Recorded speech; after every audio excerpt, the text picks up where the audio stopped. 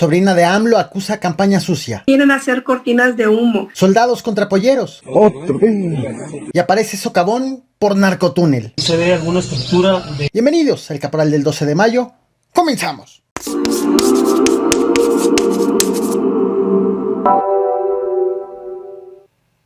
Vaya caso el que ha publicado Proceso. El pasado miércoles 4 de mayo, Mario Oliver fue detenido cuando manejaba un auto en el que lo acompañaban sus dos hijas. Se trataba de un retén de la policía de Naucalpan, Estado de México, y que a su juicio era un retén ilegal. Oliver acusa que policías vestidos de civil le sembraron un arma en el coche, la cual quedó consignado en este video que te voy a mostrar. Por fortuna, bueno, se lo llevaron detenido, pero por fortuna los policías no pudieron comprobar que en efecto él llevaba esa arma, por lo que lo dejaron en libertad. Este hecho, hasta este momento, ha quedado impune.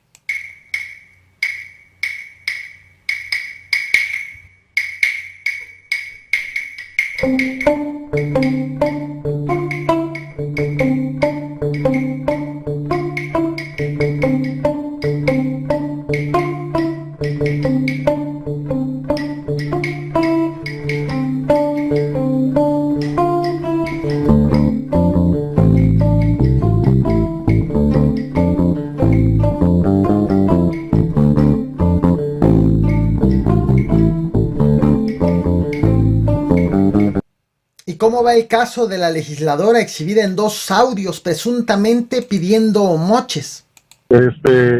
Ahí como quiera se le subió ese efectivo, que eran 10, ¿no? En efectivo. No, ya necesito más. La renta de la camioneta son 10,000 pesos la que voy a mover. Ahorita les di como 1,500 de gasolina a los chavos que van a ocupar. O sea, si voy sumando así, ya llego ahorita como 50, ¿sí? Lo voy a sacar con todos mis proveedores, pero sí, si yo voy sumando todo lo que ocupa el mariachi, haz de cuenta que se compraron unos dulces, ahí las cosas son 4,200, mariachi son 4,500, y así me voy, haz de cuenta, voy sumando un chorro de dinero para no subirte tanto a ti. Ella es Úrsula Patricia Salazar Mojica, diputada y coordinadora de la bancada de Morena en el Congreso de Tamaulipas y sobrina del presidente Andrés Manuel López Obrador. Tiene en su contra ahora una solicitud de desafuero, interpuesta hace unas horas por la Fiscalía Anticorrupción de Tamaulipas ante el Congreso local.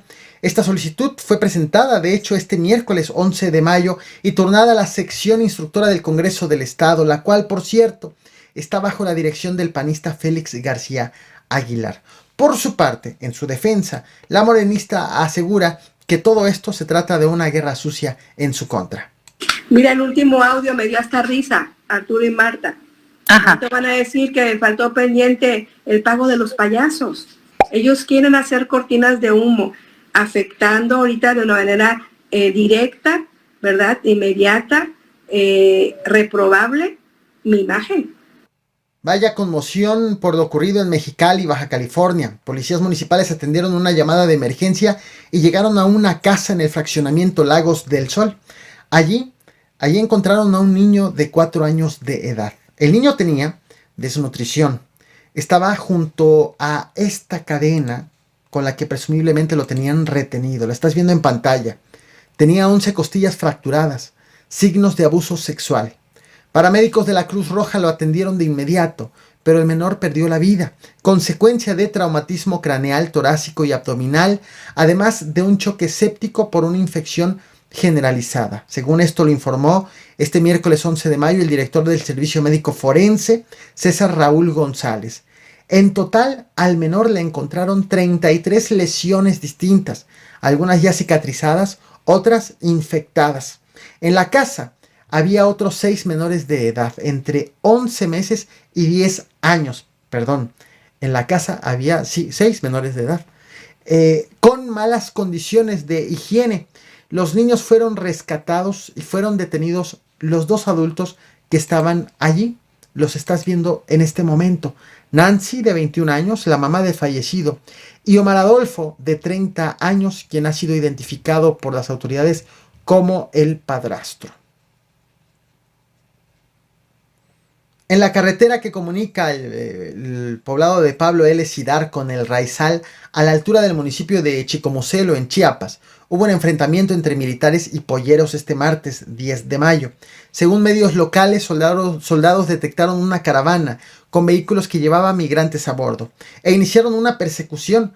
Sin embargo, el vehículo militar volcó y resultaron allí 10 soldados heridos. Posteriormente se reportó un enfrentamiento derivado de esta misma persecución, en donde los militares abatieron a 2 presuntos polleros, cuyo auto terminó también chocado contra un árbol. El balance final ofrecido por las autoridades fue de 2 civiles abatidos, 10 soldados heridos y 17 migrantes asegurados. Sí, pues, sí, puros chamacones. ¿Ves? ¿Otro vez? Otro vez. 5 o 6 parece. Nos fueron a traer, ¿no? 6, ¿no? Sí. Pura vez. Un cadito. Lo tenían en el toro. De matazón hicieron bien chicos, ¿ven? 6. De matazón hicieron bien chicos y ya lo traen corriendo. ¿Cuándo? Ahorita. Es que saca tu labio ahí. Otro vez. Por somple, hombre. La madrugada de este martes 10 de mayo, alrededor de las 4 de la madrugada, en una casa de la colonia Juntas de Humaya, en Culiacán, Sinaloa, Martín dormía en la sala, se quedó a dormir en la sala, cuando de pronto se abrió un socavón justo debajo suyo. A este hueco que estás viendo en pantalla fue a parar Martín con todo y la sala. El socavón fue tan profundo que no pudo salir por su propio pie, por lo que comenzó a gritar para pedir auxilio a sus vecinos. Este socavón tiene una historia por demás interesante. A 100 metros de esta casa hay otro inmueble que en el año 2012 fue asegurado porque era usado por delincuentes como casa de seguridad. Hace 10 años. En esa casa había un túnel que era usado por los delincuentes para el trasiego de sustancias ilícitas y de armas. Ese túnel pasa por debajo de 8 casas de la colonia y desemboca en el afluente llamado Río Culiacán.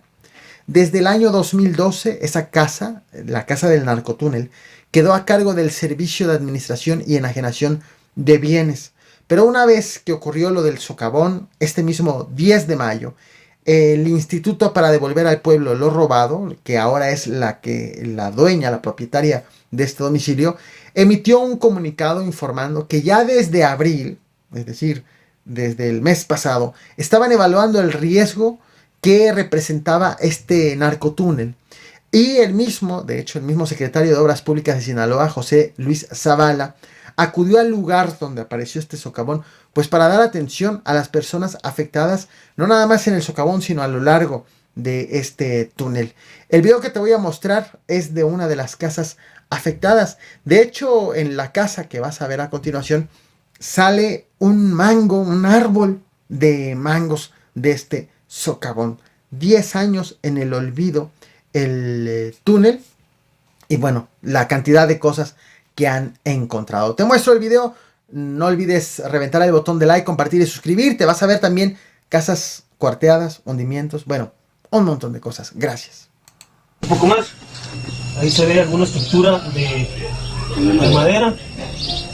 Esos son los cimientos de madera que sostenían pues, toda esta tierra. Al parecer pues ya colapsaron debido a la antigüedad. Se menciona que fue como hace 11 años, es lo que nos comentaban aquí los vecinos, fue como hace 11 años cuando la primera casa que iniciamos ahí donde iniciamos al río, es el río que sale. Un río y un canal que están aquí a unos metros de aquí del lugar, Juntas de Humaya. Ahí se alcanza a ver claramente pues algunos pies, pues ya prácticamente también se está comiendo el patio de este domicilio. Aquí pues son prácticamente